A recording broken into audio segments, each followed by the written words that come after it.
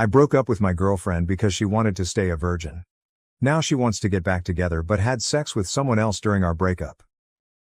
I, a 23-year-old male, met my ex-girlfriend, a 21-year-old female, 3 years ago. We lived on campus at university in different halls of residence. After a few months, we got together and for the most part had a very happy relationship. There was always one issue though. My ex grew up in a very religious home. Her father is a pastor. She has been open with her family that she does not share their faith. They weren't happy about it but accepted that she has to make her own choices on that. Nevertheless, I think some of that religious upbringing was still in her mind. I grew up in a different religion but was never very serious about it and am no longer religious. Our relationship was pretty normal except that she told me very early that she was a virgin and wanted to stay that way until she was married. It wasn't for religious reasons. As I mentioned, she isn't religious. But she was very focused on not disappointing her dad. We did other sexual things, just not intercourse. I never had much luck with girls growing up and going into the relationship I was a virgin. And I still am, at least if you classify being a virgin as never having had intercourse.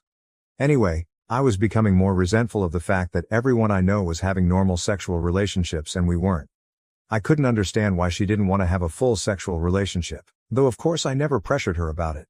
I felt that while I was at university and pretty broke, getting married was something for the future. Last year, I was in my last year of university and she was working in her first professional job. Her degree was shorter than mine, so she finished university first despite being younger than me. She was talking a lot about all these successful guys she met at work, which did make me feel lesser as I was still a broke university student. Coupled with her still not wanting a full sexual relationship, it did make me feel more resentful. We had some arguments about it and after a while I felt that I should end the relationship as we wanted different things and our lives were on different paths. It was awful. She was crying a lot and I felt terrible afterwards. Anyway, it has been nearly 6 months since we broke up. We haven't been in touch at all for most of that time. I have not been involved with anyone else in that time, as I was 100% focused on finishing my degree. I have finally finished university and am about to start my first professional job. She recently got in touch again and asked to meet up.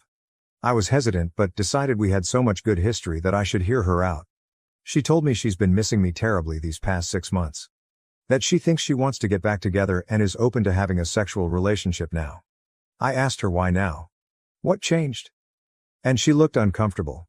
After a little prying, she said she had a short-term fling with one of the older guys at work while we were broken up. Which of course was fine as she wasn't my girlfriend anymore. Anyway, she said he persisted with her until she started having sex with him. She ended it with him recently. She was clear that it was consensual, but that the guy was very persistent with pursuing sex with her. I was gutted. I couldn't understand why she'd make me wait all those years, but was fine doing it with some new guy she'd only been seeing a short time. I asked if the reason she was open to having a sexual relationship now is because she wasn't a virgin anymore. She said yes. I asked her to give me some space to process all this. I'm conflicted and would love some advice on this. I have missed her a lot and still have strong feelings for her. But at the same time it feels like I was strung along for years. It's hard to put my finger on why I don't want to take her back. Everything logically makes sense for us to get back together. I'd even get to finally have a sexual relationship with her. But I feel awful about this whole thing and don't want to ignore those feelings. Some of the comments are being very harsh on my ex. And I guess that's not surprising. You don't know her. She's not some evil manipulative villain. At all. I would never have been with anyone like that. She's still the funny, smart, charming, beautiful girl I always knew. Any guy would be lucky to have her. I would be too if I could handle the baggage here, but I'm thinking I probably can't and a clean break is the way to go. Though she may regret the relationship with the other man, it's not my business as she was a single woman and we broke up. I wasn't ever expecting to hear from her again really. This whole situation is very surprising to me. I'm feeling hurt because I guess this is a solid blow to my ego. That I feel like the lesser man here. I can own that, and that's something for me to work on. Ultimately I have some hang-ups about sex from this relationship that I need to deal with. A few people have suggested I could benefit from therapy. I'm going to look into that. I think I need help to process all these emotions from this situation. Relevant comments. I would ask her why she was willing to sleep with this guy after such a short relationship but after 3 years she was not willing to sleep with you. OP's reply, I think this is the right question. Because I don't know why, she didn't say. All she said was that the guy was persistent. I'm torn about whether to simply text her that I don't want to rekindle things and leave it all in the past. or whether I should ask more questions about what happened. Because this hurts. I don't know if I'm ready to get details of her relationship with the other guy. Sometimes I just feel like I'm stunted in some way. A few comments have said I'm immature, and they're probably right. I know I'm the one who ended the relationship and that she's entitled to do what she wants with anyone else. Still doesn't make it hurt any less. And maybe it's just best to say goodbye and leave all this in the past. Update 1. Hello again. I appreciate people taking the time to comment on my last post. The response was a lot more than I expected, with over 2,000 comments. I'm amazed so many people wanted to comment about my situation. Thank you. Warning, this post is long. I have kept a daily journal since I was 16. A lot of what follows is dumped from my journal. Yes, I know I'm not concise. I'm going to refer to my ex as Ellie, not her real name. I'd like to write a bit about the comments because so many people took the time to provide their thoughts, and I appreciate that. The majority of comments were some variation of move on. A clean break. A strong recommendation with a lot to recommend it. A minority said give her a chance and see how it goes. Plenty calling me an arsehole for ending it because I wanted sex in our relationship, or for being obsessed with her virginity. That I dumped her because she wouldn't put out. And quite a few saying my breaking up with her made her feel like sex is necessary to keep a guy, and that it drove her heartbroken into the next guy's bed. There were a few she's pregnant comments. Not that I know of, it's not impossible, but if that happens it won't be anything to do with me. The dude's saying I should fuck her and leave her, or worse, seriously, some of you guys need a hug or a psychologist. No, I would never use her like that, no matter our past. Ellie and I were a loving couple for years. That counts for something even after we broke up. Feeling hurt doesn't justify using her, or anyone else for that matter. As for comments that I have some hang up about taking her virginity. My issue when together was that we weren't having sex in our relationship, not whether she was a virgin or not. Her being a virgin was her reason for being abstinent, but wasn't directly an issue either way to me. If she hadn't been a virgin and wanted to be abstinent, I would have been in the same situation. Bear in mind, for 3 years Ellie had everything she wanted from our relationship. Boyfriend, love, affection, loyalty, support, and a guy who respected her wishes to be abstinent. While she got 100% of what she wanted, for me there was a big element missing. And there was no way to reconcile that. Either we were having sex or not having it. Sex requires both to say yes, and that wasn't going to happen. With hindsight, I should have ended the relationship early on, when Ellie first told me she wanted to not have sex until marriage. When we got together I was a naive 19-year-old who had never had a girlfriend before, so I kind of went along with things because I really liked her and got along with her so well. I fell in love with her and then kind of felt stuck in a relationship that wasn't what I wanted. I've learned from this and won't make that mistake in the future. I want to make active, not passive choices in future relationships. To not just go along with things because that's what the other person wants. Our views about sex in our relationship were not compatible, so I ended the relationship rather than waiting any longer hoping she'd change her mind. It was scary to take that step, and I put it off for way too long, because I didn't want to hurt her. But I couldn't stay in the relationship just for her. I had to also consider myself too. My mistake was waiting so long to get to that point. I regret that, as it caused her more hurt than if I'd ended it early on. Many of you say that sex just isn't that important. But for me it is, at least as part of a relationship. You can disagree. That's fine. Some people are fine being in no-sex relationships. No judgment from me, but that's not what I want. Some people took issue with me saying I felt she strung me along. On reflection, that's fair. Ellie was clear to me about wanting to not have sex until marriage. I foolishly stayed way too long hoping she'd change her mind one day. She didn't. That was my mistake. I strung myself along, really. She never led me on in any way. It hurt to learn that she had sex with the next guy relatively quickly after I waited so long. But she is my ex, so that is not my business anymore. She is allowed to change her mind. She can have sex, or not, with whoever she chooses. I don't get a say in that. My hurt is an emotional response, not a logical one. Logically, I see she did nothing wrong by me. I'll get over it. It's just my bruised ego if I'm honest with myself. Feeling I'm somehow a lesser man because she took that step with the next guy. I know objectively that isn't true, but I sure feel it. I was not a perfect boyfriend and I have made mistakes. I have learned from them. I don't regret breaking up with Ellie and still think it was the right decision for me. Enough background. A few things have happened. Last weekend was the Australia Day long weekend. I was on a camping trip, in the Grampians for any Aussies reading. It was so nice to be in nature, to do some bushwalks with friends and decompress. It felt good to talk about the Ellie situation with my mates around the campfire. Most of them knew Ellie pretty well from our years together and they had a range of views, just like the commenters on my post. And I got the usual good-natured shit about still being a virgin. I learned there's an expensive bottle of scotch they bought a while ago that's going to have its seal cracked when mine is. Bastards LOL. One great question a friend asked was whether I would have ever decided to reach out and take Ellie back if she never reached out to me first. The answer is no. It was so obvious to me. That cut through a lot of the confusion for me. I was being too passive in this situation, and needed to do what I wanted. Not just react to what Ellie wanted. By the time I was on the way home, I had decided to not get back together with her. But that was moot. When I was driving home and got a mobile signal again, no mobile network where we had camped, the network delivered a bunch of messages from Ellie all at once.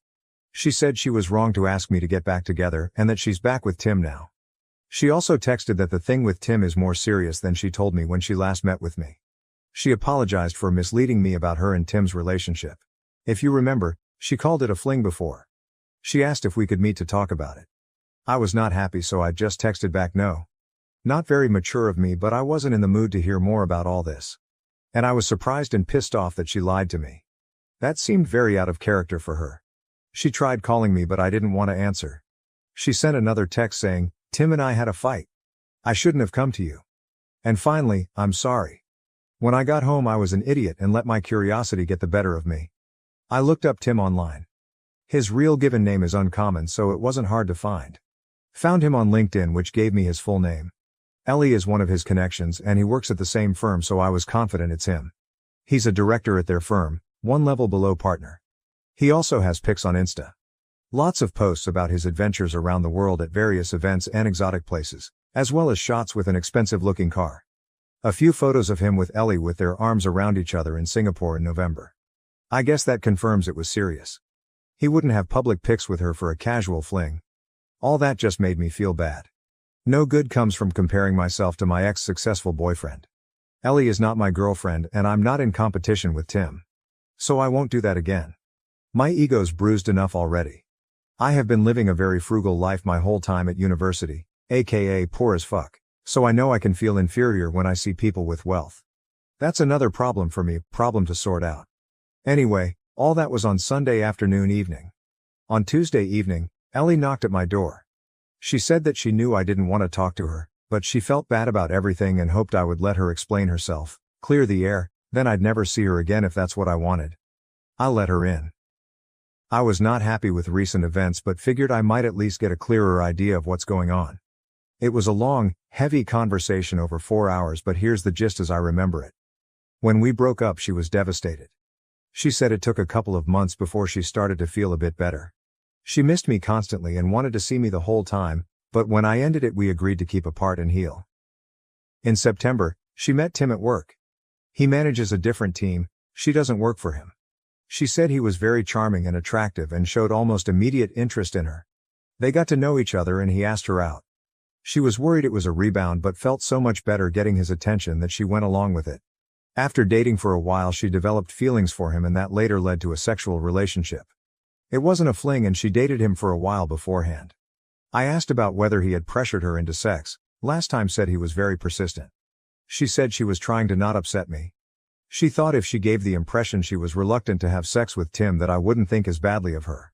So it was a story to try and spare my feelings. I told her it just made me worried she had been assaulted.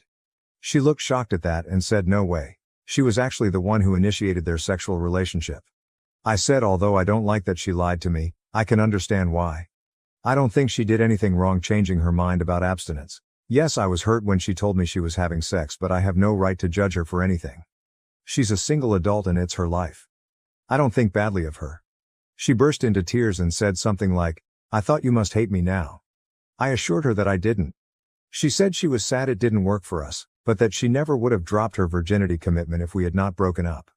After we broke up, she decided that it was a commitment she made to her dad when she was still a kid and it was messing with the life she wants now. So by the time she and Tim got into their relationship, she had already decided she was ready for sex with the right person. I asked about her dad and she just said he doesn't need to know. I asked about why she asked to get back together. Tim is older, she told me he's 32, and has been at the firm 10 years. One day at work, One of the women made a snarky comment to Ellie about being another one of Tim's girls. She did some digging and it turns out Tim has a history. He has dated a long list of women from work, several of them were young graduate employees just like Ellie. The rumor around the office is that Ellie is just the next girl to get used by him. She was horrified. She accused him of using her. They argued and she told him it was over. Soon after that she came to me. She felt as if we might be able to rekindle things now that she was open to a sexual relationship. But my hesitation and time to calm down made her realize that was a mistake. Over the weekend, Tim asked her to work things out. She decided to give it a chance. She tried to call me but they went to voicemail. I was camping, so she sent those messages instead. So I guess that's settled. I don't want her back and she's in a relationship so she doesn't want me back either. We chatted a bit about how our families are going. She congratulated me on finally finishing university. She asked if I'd been seeing anyone and when I told her I'd been studying hard and working a lot since exams, retail job, with no time for girls, she laughed and said I'm still a big nerd. She hoped we could be friendly if we ever see each other. But she wants to keep out of contact out of respect for her relationship with Tim. She wants to give it a real chance of working. Which is fair enough. She gave me a hug, said thank you for understanding and left. So there you have it. Ellie involved me in her relationship drama. I would have preferred she hadn't but at least it's sorted now. I'm glad I paid attention to my feelings and took time out to consider things, as it could have been very messy if I had taken her back. Trusting my gut has been the biggest lesson for me in all this. I still care for her despite recent events. It seems like she is dealing with a lot of complicated things between her new relationship and work gossip. I wish her well and hope she will be happy, whether it's with Tim or not. She was my first love and I expect I'll always have warm memories of her. But I am clear now that I don't want her back. She is my past and I want to look forward. Well, this has become an essay. Tutors at university always told me I was too waffly in my writing. Well, fuck those guys, I'm not a student anymore. I can now focus on launching my new career with no distractions. I've worked so hard for so long to get here. My new job starts on Monday. It's going to be so great building actual real experience in my new profession, not just endless theory. I'll be earning much better money, no more student poverty. And I've got graduation in May to look forward to as well. I'm open to finding someone new but that is way down my priority list. I'm not going to actively pursue that anytime soon. OP on Ellie changing. I came to terms with our relationship months ago.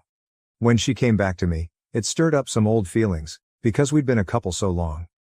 But thinking about it now, that was more of an echo of those memories than real feelings. All of this drama was Ellie's doing. I would have preferred she never involved me so I could have been blissfully ignorant of her romantic life. I'd prefer to not know about her worldly, rich boyfriend. Or their sex life. She's definitely changed. The Ellie I remember was scrupulous and honest to a fault. The Ellie I have dealt with recently wasn't like that so much. I think that's why her lying to me pissed me off so much. It wasn't just lying.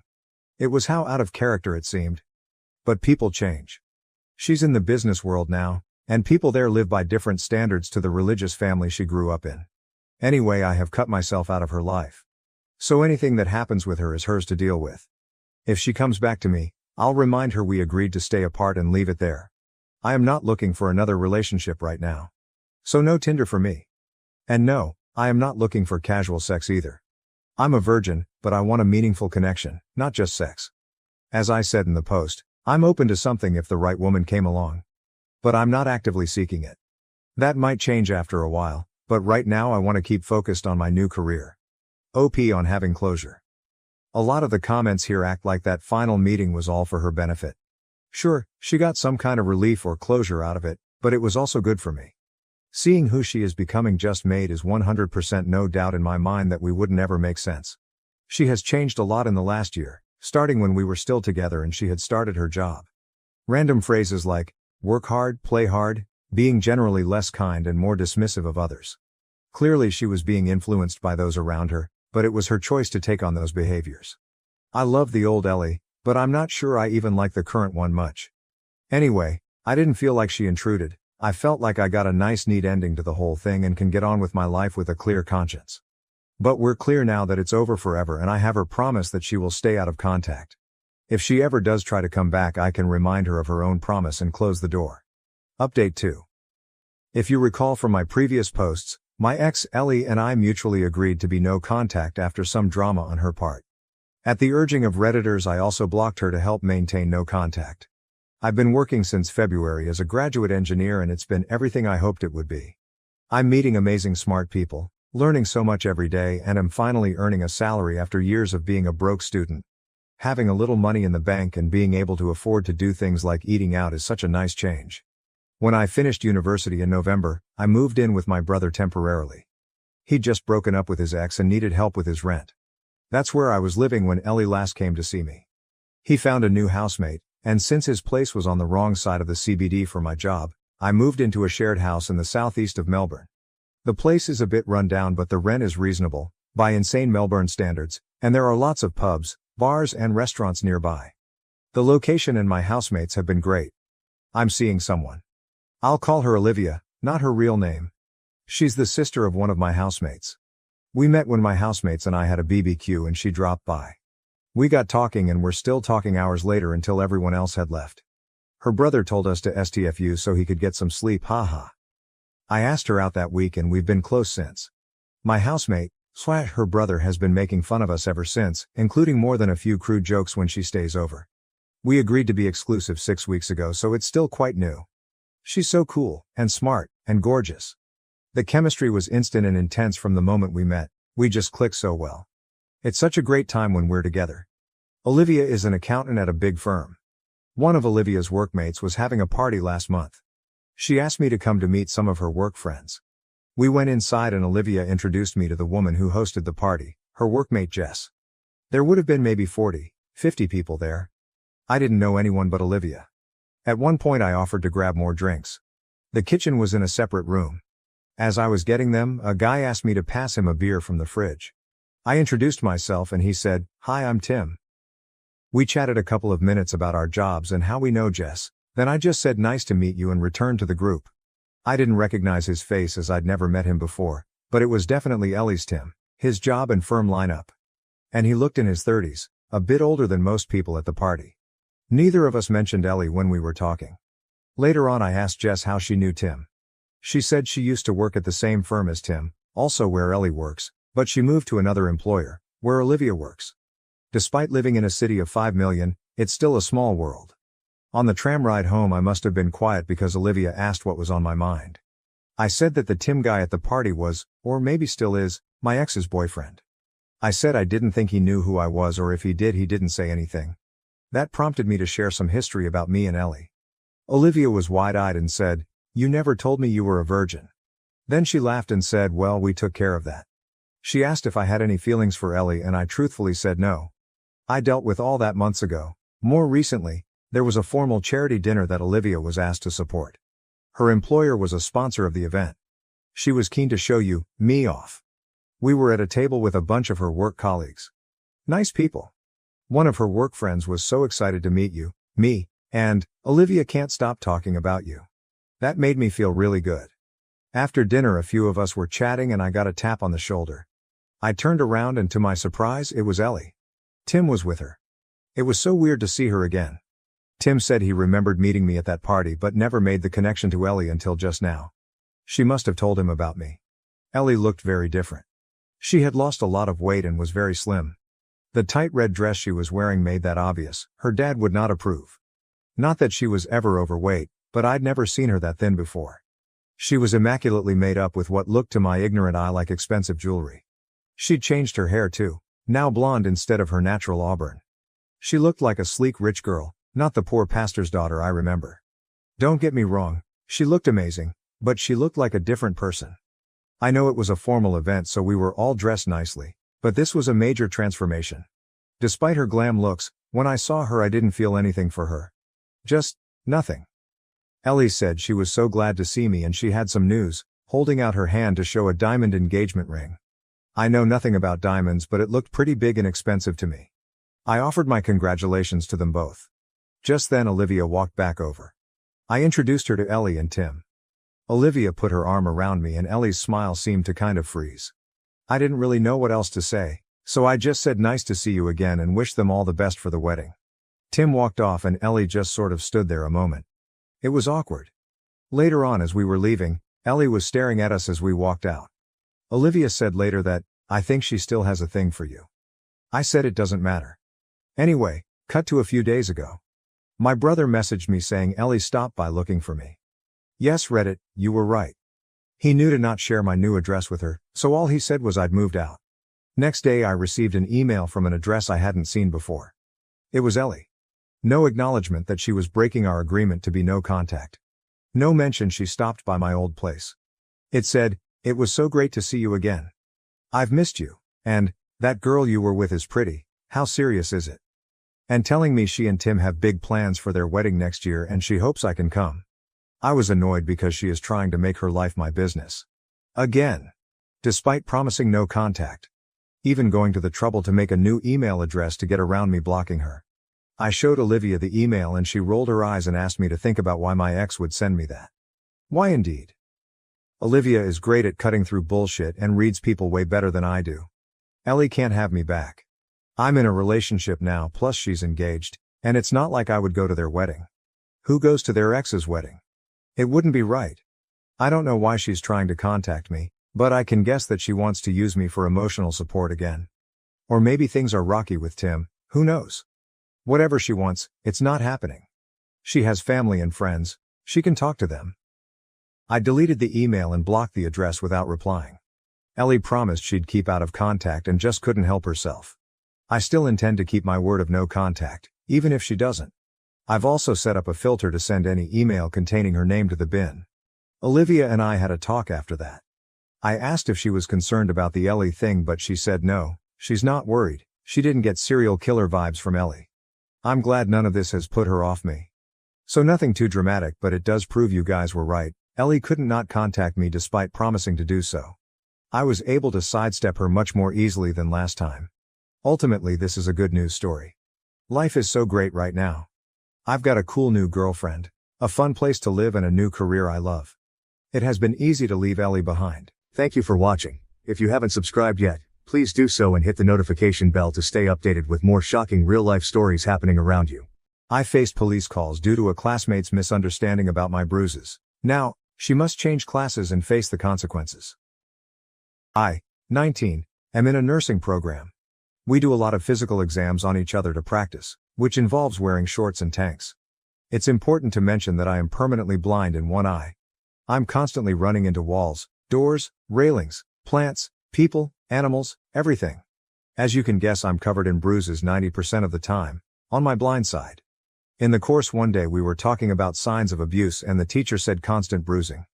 I raised my hand and added that it's important to talk to the patient if they're an adult, before calling the police, as it could be something else. She asked for an example, so I rolled up my sleeve and explained that the bruises were from door handles of the school, which were varying colors and heights. She nodded and agreed. She said that with children, we call the authorities the moment we suspect abuse.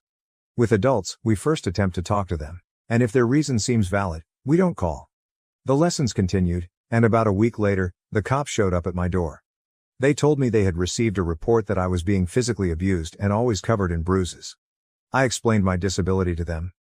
They checked my home, talked to my family, and found no further signs of abuse.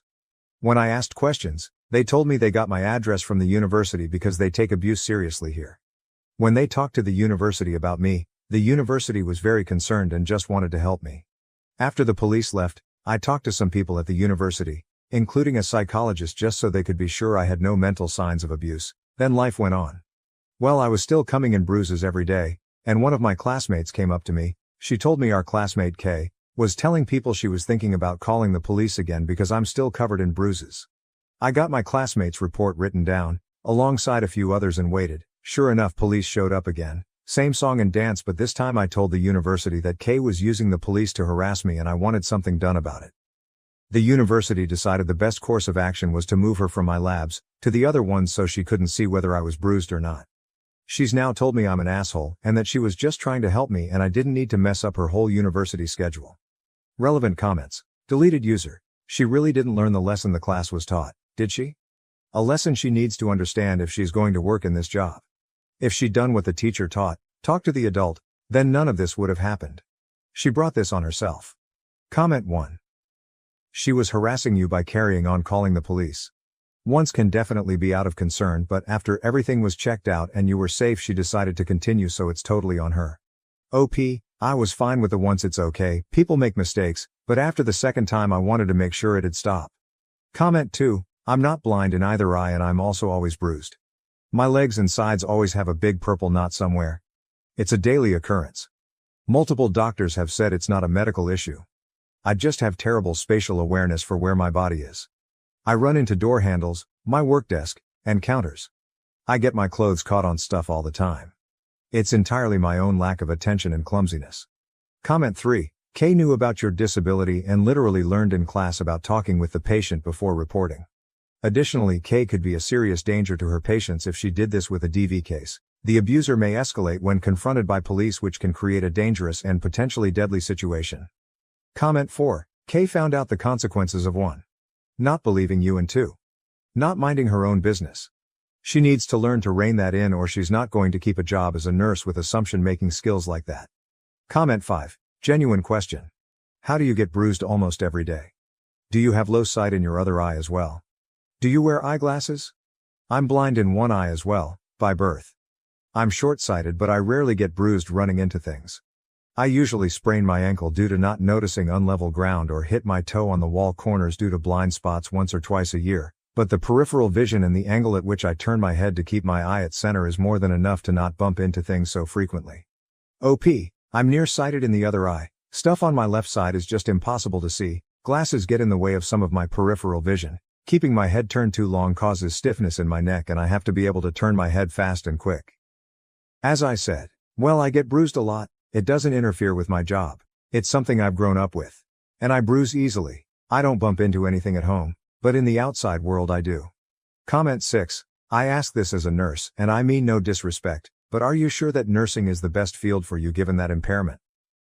OP, yes, I love helping people, and I'm fully capable of the job. I'm the only one who ever gets injured in my daily life, lol, and it's typically because I'm not paying enough attention to my surroundings and don't notice something new and trip on it. Update 1. Okay, so, I'm blind in one eye. I run into random stuff if I'm not paying enough attention. I'm covered in various bruises. Showed this during class while talking about abuse and how we have to talk to adults before calling. Girl decided to call the cops on me twice claiming I'm abused, resulting in me forced to go to counseling, talk to therapists, police, etc. until everyone was assured I wasn't abused. So anyways, it's been a bit since that post and I have big updates on her. I called her Kay in the other story, so let's stick with that. So anyways, I had previously gotten her removed from my labs. We still shared class, not lab. I figured everything was fine now and she'd leave me alone. But I was wrong. Not only was she spreading rumors that I was abused, but she called the cops again. Apparently more than once, as the other 2 times the cops said they had a report of abuse. This time they said reports. When I asked how many reports, they said that it was multiple people. So I don't know if others in class called or she had her family do so. I just don't know. They couldn't tell me who called due to privacy when it comes to reporting. To try and make sure abusers don't attack the reporters. Apparently my university had attempted to stop them when the cops spoke to them, but the cops had to check anyways, so they came after talking to the university anyways. And again we did the same song and dance. I told them I felt like someone was using the cops to harass me. And the cops took this. They said no one would show up again. And anyone that calls would now have their name taken down, and if they call after being told not to, they'd be charged with harassment. Well, that was about a week ago, and someone continued calling, tried to claim a different name, didn't realize they record phone numbers as well. So there's your update on Kay. She called again, and again, and again until it got her charged with harassment as well as misuse of police resources. Not certain what's gonna happen going forward or if I'll be called to testify. I'm not certain what's happening, but I haven't seen her since I was informed that she's still called, which I found out from another classmate. Relevant comments. Deleted user. What's the school doing about this? Is she getting expelled for harassing you? OP, seeing as she's probably ending up with a criminal charge, she will be expelled. Comment 1, you're not just protecting yourself. You're protecting the patients she might have had in the future. She's got big issues. Comment 2, this really pisses me off. My toddler has von Willebrand disease, so her blood doesn't work the way it should. She is so covered in bruises all the time that she looks like a Dalmatian. She also has paper-thin skin, so she has many cuts in a day. One day she even got the corner of her eye open from the corner of a pillow. Last summer we got a call from the CPS, someone called them that we are beating our child and that they have seen it. This is not true. And if you really saw a parent beating their 1.5-year-old child, wouldn't you stop it when it was happening? Not called a week later. Best part was that we weren't even in the country when the beating took place. Someone was just mad because we have been renovating our house and the noise was too much for them. Pure harassment. Comment 3. I read your other post and was glad to find this update. While I agree Kay is definitely in the wrong and needs to have the consequences of her actions. Hopefully not being a nurse is one of them since she seems unfit for it. I really came here because I was so upset about how people were saying you shouldn't be a nurse because you are blind in one eye. My brother is blind in one eye, actually he has had a prosthetic eye since he was a kid. He has been a nurse for more than 30 years. ER nurse, cardiac surgery nurse, trauma unit. He's done it all while having no sight on one side. People that say you can't be a nurse need to F off. They are narrow-minded AHs. Also my brother rides a motorcycle and has done since he was a teen. Do what makes you happy and F all the rest of them. Good luck on your career. Update 2. I don't know exactly where to start with this post but I kinda wanna give this update because I'm hoping it's the last one. So I made my last post only 12 days ago and shit kinda went down. Now, I need to explain that quite a bit of this is secondhand, because I luckily avoided the crazies. So basically, Kay does not know where I live, knows the general town, but nothing else. I did invite one girl in our class to my house to work on a project. She was the only person other than the university that knows where I live. Kay knows this, because her and girl who Emma call Lily, are kinda not related. Lily's cousin is married to Kay's cousin, so they knew each other prior to the program but not really well, and Lily is also the one that told me about Kay still calling even after the police promised me they would not show up again. Which they haven't, they just started taking down the numbers and keeping track of who called, when, and did they call after being told not to. So basically, Kay knew me and Lily were paired up for the project, knew Lily came to my house, did not know where the house was, or what it looked like, just that it was in a town X kilometers away from where they were. They also knew the town name via Lily's mom, so I got warned by Lily that Kay's mom was going to try to find me to get me to drop Kay's charges. I'm not the one charging her, the police are. I have not pressed any charges despite some people saying I should get a restraining order. Lily warned me, and I hid in my house and did not leave until Lily told me that Kay's mom had returned home. Kay's mom then proceeded to harass Lily in an attempt to get Lily to give Kay's mom my address so she could knock on my door instead of driving around aimlessly hoping to spot me. Lily refused, and deleted all text between me and her to ensure that even if Kay's mom stole her phone, and somehow got past the password, that she would never get my address. Lily then informed the university of the situation, and had proof via text, that the university had her print off and give to them, and the police. The university's security are now watching for Kay's mom's car, and Kay's mom. Security is informed that if and when I'm at school they are to escort me to and from my car. My car is also to be parked near cameras, by order of the university, until the situation dies down. Luckily I'm at clinicals and not anywhere near the university. Kay was kicked out before clinicals so has no idea which clinics the students are at, or which I'm at. Had she stayed in longer, she'd have a literal list posted to the class page, about where I'm at, and where in the building I'm at. Kay's family apparently was informed by the police that any attempts to contact me would be harassment, so says Lily. Can't guarantee, but yeah. I kinda don't know how to feel. The next time I have to go to the uni is for exams in like 3 weeks, so hopefully Kay's family doesn't hold on to this that long. Until then I'm safe in a building filled with security, locked doors, and places to run. The placement was also informed about this situation and with pictures from Lily, who's at a different placement, are watching for Kay's family, and has banned them from the premise in advance. So yeah, if this goes no further I won't update anymore, but if it gets worse I guess I'll update after my exams and the HSI. Wish me luck because I'm gonna try to not stress too much about the Kay situation and focus on my finals and HSI, instead of that, but don't know how that go. Hope y'all are enjoying my mild suffering and it entertains you, even if only a bit, so that some good can come from this situation I can't believe I'm in right now. So, yeah, thanks again for the words of encouragement and kindness some of you showed me during this insanity. Wish Lily some luck as she's being bombarded by her family to give Kay's mom my address, phone number, etc., and doing her best to hold out on this while making sure her phone is never out of her sight on the off chance she leaves it open. Anyways, hopefully this is goodbye. If not, well, I'll see y'all in 3 weeks for another update. Relevant comments. Comment 1. I don't understand why there is so much drama from Kay and her family. Like what the heck is happening that they feel the need to harass you? Have you presented a restraining order? OP. Hi. I still don't feel a restraining order necessary as they really only keep people willing to listen away. And that's not really the case here. I plan to just avoid it. The police and courts handle it and forget it ever happened. Comment 2. This is going too far. What's wrong with that woman? And has her whole family gone insane? Not only are they harassing you, but they're putting your family in danger.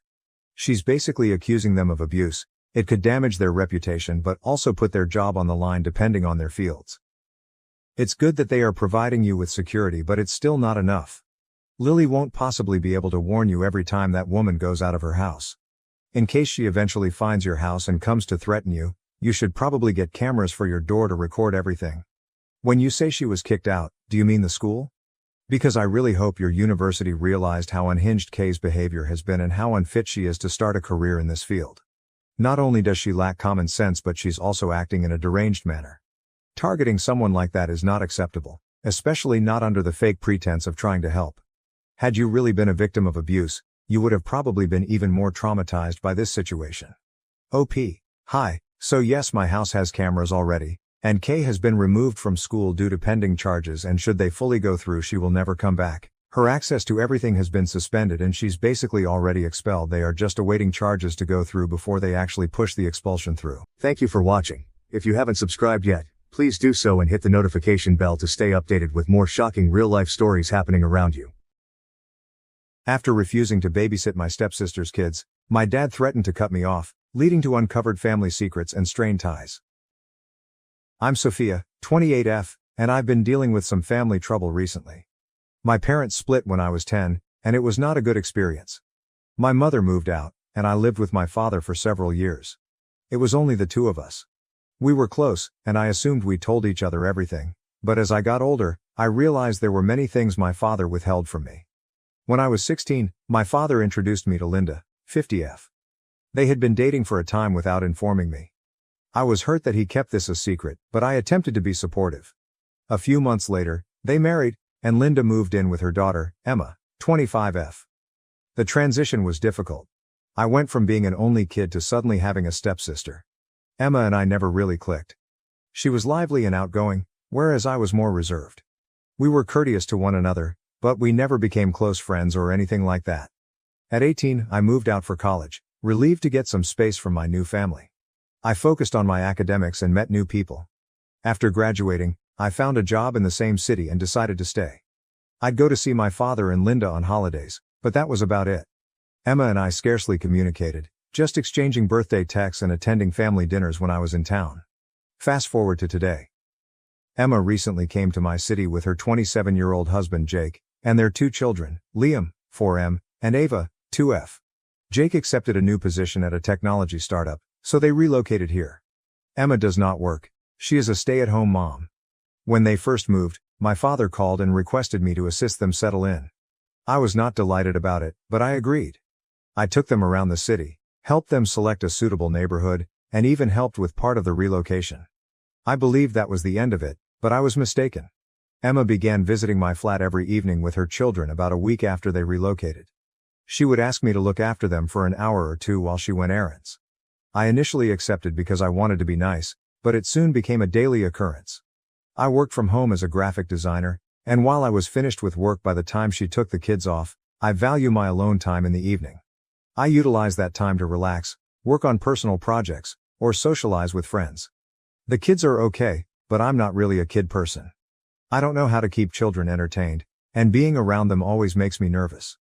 I reminded Emma several times that she needed to hire a babysitter, but she always had an excuse. "It's just for today," she'd remark. "I'm still getting used to the city." I started to suspect she was taking advantage of me.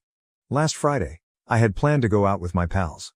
We were celebrating my best friend's promotion, which I'd been looking forward to all week. I told Emma in the morning that I would be unable to watch the kids that evening. She said okay, and I assumed that was all. But at 6 p.m., just as I was about to leave, Emma arrived at my door with Liam and Ava. Before I could say anything, she handed me the kids and drove away. I tried calling her, but she did not answer. I even called Jake, but he did not respond. I had to postpone my plans and stay at home with the kids. I was infuriated. Emma had ruined my plans before, but this was the first time she fully ignored my refusal to babysit. I was trapped with the kids until 9 p.m., when Emma arrived to pick them up. When she arrived, I challenged her regarding her behavior. She pretended it was no big deal and claimed she had an emergency. When I pressed her for information, she was unclear and evasive. I warned her that this could not happen again and that she needed to get a proper babysitter. Emma became enraged and stated I was being selfish, and that families should assist one another out.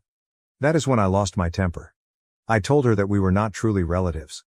I explained that just because our parents married doesn't mean we had to be close. I informed her that we had scarcely spoken in years before she moved here, and now she was acting as if we were best friends. I told her I was done babysitting and that she shouldn't bring the kids over until invited. Emma left in tears. I felt awful, but also happy that I had finally established a clear boundary. I believed that was the end of it, but I was mistaken. The next day, my father called me. He was upset with me. He stated Emma had contacted him crying, accusing him of being nasty to her and the children. My father told me that I should apologize and continue to babysit Emma. He said that this is what families do for one another. I attempted to convey my side of the situation. I informed him about Emma taking advantage of me, repeatedly ruining my plans and never respecting my time or boundaries. But my father was not listening. He continued emphasizing that I should be more understanding and helpful. Then my father said something that deeply saddened me. He called me selfish and expressed disappointment in the person I had become. He told me that Linda and Emma were now my family, and I needed to accept it. He even mentioned how distant I had been since he married Linda, hinting that I still harbored a grudge. I was shocked. I told him they were his family, not mine, and that I was an adult capable of making my own decisions. I told him that I had my own life and obligations and I couldn't just drop everything to be Emma's on-call babysitter. This resulted in a major debate. My dad threatened to cut me off if I didn't apologize to Emma and resume babysitting. I felt hurt and enraged. I informed him I was self-sufficient and didn't need his money. I also suggested that if he wanted to cut me off over this, perhaps we weren't as close as I believed. My father ended the call by hanging up on me. Linda and other family members have since messaged me, accusing me of being unfair. They suggest that I be more empathetic of Emma's circumstances as a young mother in a new city. Some of my aunts have even called to say I'm pulling the family apart. Emma hasn't contacted me directly, but she has been writing on social media about how families should always be there for one another. She has been tweeting quotes about the value of sisters and how blood does not determine family. It appears like she is attempting to publicly guilt-trip me. I feel like I'm going mad. Am I truly in the wrong here? I don't think it's fair for Emma to expect me to be a free babysitter anytime she wants, and I don't think my father should threaten me about it. But I'm beginning to wonder whether I went too far in claiming Emma and Linda aren't my real family. Part of me feels guilty. Perhaps I could have been more patient with Emma. Perhaps I should have tried more to connect with her when we were younger. But another part of me is angry and resentful. I feel that my thoughts and boundaries are not being respected. I have always treasured my freedom. After my parents divorced, I learned to rely on myself. I worked hard in school, received a college scholarship, and have established a successful profession.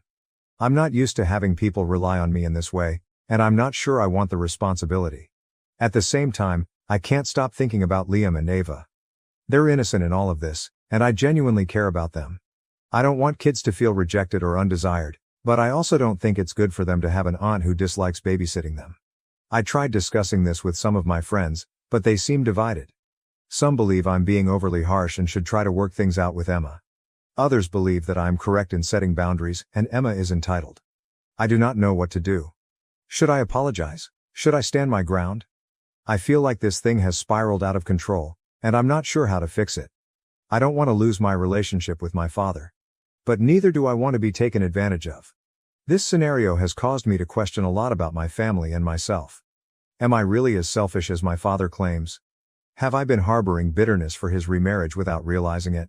Should I have worked more to develop a relationship with Emma over the years? I keep thinking about how things may have turned out differently if my mother was still present. She relocated across the nation after the divorce, and we don't communicate much. I wonder what she would say about all of this. I am at a loss. I believe that no matter what I do, someone will be upset with me. I want to do the right thing, but I don't know what that is anymore. Update 1. It's been almost 2 weeks since my last post, and things have only become more complicated. I'd like to thank everyone who responded and offered suggestions. It let me see things more clearly. After reading the comments, I decided to stand my ground. I did not apologize to Emma or begin babysitting again. This created some strained family relations. My father stopped communicating to me completely, and Emma continued to post passive-aggressive messages on social media about false family members and the value of being present for your nieces and nephews. The quiet from my father was especially difficult. We used to communicate at least once a week, but But now there is nothing. I tried to convince myself that it was for the best and that I was creating good limits, but it still hurt. My stepmother, Linda, attempted to mediate the conflict. She contacted me several times, attempting to get me to reconcile with Emma and my father. She said she understood where I was coming from, but that family valued compromise. I appreciated her efforts, but I still felt as if everyone was rejecting my emotions.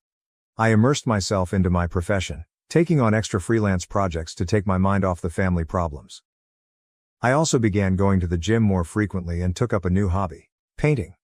It was soothing to produce something lovely in the midst of my life's craziness. However, something unexpected occurred last week, which changed everything. I was in a neighborhood coffee shop working on a project when I overheard a familiar voice. It was Jake, Emma's husband. He was seated at a table with a woman I did not recognize. At first, I assumed it was a work colleague, but then I noticed Jake reach across the table and take the woman's hand. They spoke in quiet tones and looked at each other in a way that indicated this wasn't a nice meeting. I couldn't believe what I was witnessing.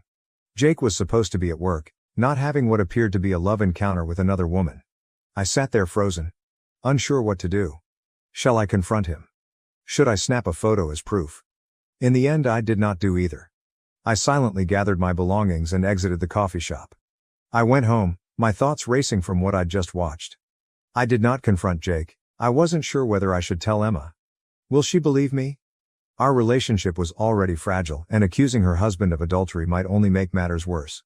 I chose to sit with the information for a day and consider what to do. The next evening, Emma called me. I almost didn't respond, assuming it was another attempt to guilt me into babysitting. But something prompted me to pick up. Emma was in tears and asked if she could come over. I consented, believing she might have learned about Jake. When she came, she was a complete wreck. Her eyes were red and puffy and she appeared to have not slept for days. But it was not about Jake at all. Emma admitted she had lied about running errands when she left the kids with me. She acknowledged seeing a therapist for postpartum depression and anxiety. Emma broke down while telling me her experience. She has struggled since Ava's birth, feeling overwhelmed and inadequate as a mother. She hadn't told anyone in the family because she felt humiliated and terrified of being judged. She left the kids with me during her therapy appointments. I was stunned. I felt a range of emotions: pity for Emma's situation, rage that she had deceived and taken advantage of me, and regret for how harshly I had judged her. I told Emma that, while I realized she was going through a difficult period, it was unacceptable for her to lie and dump her children on me without notice. We spoke for hours. Emma apologized for her conduct and for not being open about her issues. She promised to hire a proper babysitter for her sessions. I informed her that, while I couldn't be a regular babysitter, I would be happy to assist out on occasion if she gave me advance notice. As we spoke, I began to view Emma in a new light. I learned that despite her seemingly wonderful life, she struggled just like everyone else. It made me reflect on how little I understood about her life and how quickly I had judged her. Emma also discussed her emotions of loneliness after moving to the city. She stated she was thrilled to be closer to me, believing we could finally have the sisterly bond we had never had. She said she had pushed too hard and too quickly, and she apologized for not respecting my boundaries. I also conveyed my own feelings. I told her how I felt left out after Dad remarried and how I battled to fit into our new family dynamic. We chatted about our childhood, sharing recollections and opinions that we had never discussed before. Just as we were beginning to restore our relationship, I was faced with the decision of whether to inform Emma about what I observed with Jake. I debated the option, but in the end I chose to be honest with her. I gently informed her what I had seen in the coffee shop. Emma's reply was not what I expected. She didn't appear astonished or outraged. Instead, she became extremely silent before saying, "I know about Jake's meetings." It turns out that the woman Jake was meeting is his half-sister. Jake was adopted as a baby and had lately discovered his biological family. He had been meeting with his half-sister in secret since he was not ready to inform Emma or the rest of the family. He was concerned about how it may affect their family relationships, particularly with his adoptive parents. I was happy Jake was not cheating, but I was also frustrated by our family's concealment. I told Emma that all of this, her treatment, Jake's meetings, could have been avoided if everyone had simply been honest from the start. Emma agreed and said she'd speak with Jake about being more open with the family. She also pledged to be more open with me in the future. We concluded the evening on a brighter note than we had in weeks. The next day, I called my father. I informed him about Emma's troubles and how we had worked things out. I also told him that, while I was willing to have a relationship with Emma and occasionally help out with the kids, My limits needed to be respected. To my amazement, my father was understanding. He apologized for his reaction and acknowledged that he had put too much pressure on me. We promised to improve our communication and respect each other's boundaries more. We also talked about the past, including how his remarriage affected me and how we had grown apart over time. It was a challenging conversation, but it seemed like we were finally confronting topics we had been ignoring for too long. Things have calmed down, but I still feel like I'm walking on eggshells. There are numerous secrets and unsaid concerns in our family. I'm glad Emma and I were able to sort things out, but I have a feeling there will be more trouble. I'm trying to stay positive, but I'm also bracing myself for what might happen next. This entire experience has made me realize how little I knew about my family members. It's made me ponder what additional mysteries lie beneath the surface. For the time being, I'm working on gradually restoring my connections with Emma and my father. It's not easy, and there are still periods of tension, but it appears like we're headed in the right path. I'm discovering that family connections are complicated, and communication and honesty are essential. I'm also trying to strike a balance between being present for my family and preserving my own boundaries. It's a work in progress, but I'm hopeful that we can be family without compromising our distinct wants and identities.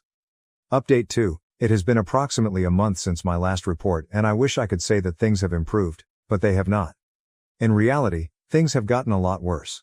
Remember how I started to feel like more drama was about to unfold? Well, I was correct, but I could not have foreseen what happened next. Emma called me last week, frantic. She was in tears and hardly intelligible. When I calmed her down, she informed me that she had received some horrible news. Jake hasn't simply met his half-sister. He's had an affair with her. Emma grew suspicious of Jake's numerous meetings and decided to follow him. One day, she noticed him meeting the woman at a hotel rather than the customary coffee shop. She approached him, and he confessed to the affair. He attempted to excuse it by claiming that he felt a connection with his half-sister that he had never had before, but Emma was understandably appalled and devastated. I was shocked. I felt bad for not pressing harder when I initially saw Jake with the woman. I attempted to console Emma as best I could over the phone, but she was distraught. She explained that she was leaving Jake and asked if she and the kids could stay with me for a bit. Despite our previous disagreements, I couldn't send her away in her time of need. I agreed to let them stay. Emma and the kids moved in with me the next day. It's been a tough transition. My flat isn't really designed for two young children, and Emma is still really emotional. She alternates between tears and aggressive outbursts. I'm trying to be supportive, but it's taking its toll on me. To make matters worse, Jake has been bugging Emma with continuous phone calls and messages. He's even popped up at my flat several times, causing havoc in the corridor. I had to threaten to contact the police to get him to go. It has been distressing for everyone, especially the children, who do not understand what is going on. Another explosive went off in the midst of the mayhem. My father contacted me, seeming anxious. He said he needed to tell me something important and asked if he could come over. When he arrived, he dropped a bombshell that shocked me to the core. It turns out Jake's half-sister is also my half-sister. My father admitted to having a brief romance with Jake's biological mother years ago, before meeting my stepmother. This woman gave birth to a daughter, who Jake has been having an affair with. I was stunned. I couldn't believe what I heard. My father had held this secret for nearly 30 years. He stated he only found out recently when Jake's half-sister took a DNA test and it matched some of our family members. My father got in touch with her and learned the truth. I felt as if my entire universe was crumbling. Everything I believed I knew about my family was a lie. I was angry with my father for keeping this a secret, at Jake for betraying me, and at myself for failing to anticipate any of this. I haven't told Emma about the recent revelation yet. She's already coping with so much, and I'm worried this may push her over the brink. But I know I'm going to have to tell her someday. The previous several days have been a haze. I've been trying to keep things regular for the kids while simultaneously supporting Emma and dealing with my own thoughts about this new sister. I've taken some time off work to deal with everything, but I'm not sure how long I can do it. I'm at a loss on what to do next. My flat has become a refuge for my sister and her children, a safe haven from her cheating husband, and it now feels like the hub of a decades-long family scandal. I'm trying to keep everything together, but I feel like I'm drowning in secrets and lies. I'm not sure how our family will ever heal from this. The trust has been damaged, and I'm not sure it can be repaired. I'm thinking about going to therapy to deal with all of this, but for the time being, I'm just taking it day by day. I've tried to contact some friends for help, but it's difficult to explain the scenario without seeming like I'm making it up. How would you inform someone that your brother-in-law is having an affair with your hidden half-sister? It sounds like something from a horrible soap drama. I am also concerned about the long-term ramifications of all of this. What will happen to Emma and the children? Will Jake seek custody? And what about my half-sister? Should I try to reach her? Do I really want to know her? Given the circumstances, it's also worth considering how this may influence my relationship with my father. I'm upset that he kept this a secret for so long, but I understand that he was probably terrified and ashamed. Even so, knowing what he did makes it difficult to look at him in the same way. For the time being, my primary emphasis is on Emma and the children. Despite the volatility, I'm attempting to provide a stable atmosphere for them. It's not simple, but it seems like the proper thing to do. I'm also attempting to care for myself. I've started journaling to help me process my emotions, and I'm making an effort to do something I enjoy every day. Even if it's as simple as reading a book or going for a walk. I know I'll have to make some important decisions shortly about Emma's predicament, my connection with my father, and whether or not to contact my half-sister. But for now, I'm just trying to get through each day. If anyone has been through something similar and has any suggestions, I'd be grateful. This entire scenario is daunting, and I could use all of the help I can get. Update 3. It's been 3 months since my last update, and much has changed. After the shock of the discoveries subsided, we had to cope with the aftermath. I eventually told Emma that Jake's affair partner is our half-sister. She was devastated all over again, but it also provided her with the necessary closure. She sought for divorce and received a restraining order against Jake. The legal procedure has been messy, but Emma is sticking firm. Emma and her children remained with me for approximately a month before she found a tiny apartment of her own. She began working part-time at a local bookstore and is gradually reconstructing her life. This experience has actually brought us closer together. I occasionally help her with the kids, but only on my terms, and she respects my boundaries. We haven't contacted our recently discovered half-sister. We aren't ready for it yet, and I'm not sure we ever will be. The circumstances of her existence, as well as her acts with Jake, make it difficult to consider having a relationship with her. My relationship with my father has been strained. I was upset with him for hiding such a significant secret for so long. We've had several lengthy, painful discussions on trust, honesty, and the consequences of his decisions. He has been visiting a therapist to deal with his shame and learn how to regain trust with his family. It is a slow process, but we are making progress. I've started visiting a therapist to deal with all of my inner problems. It's helped me go through my feelings and set reasonable boundaries. I am learning that it is acceptable to prioritize my own mental health and well-being, even when family members are in crisis. One unanticipated result of all this is that I've reconnected with my mother. After everything came out, I contacted her because I needed someone to talk to who wasn't personally engaged in the situation.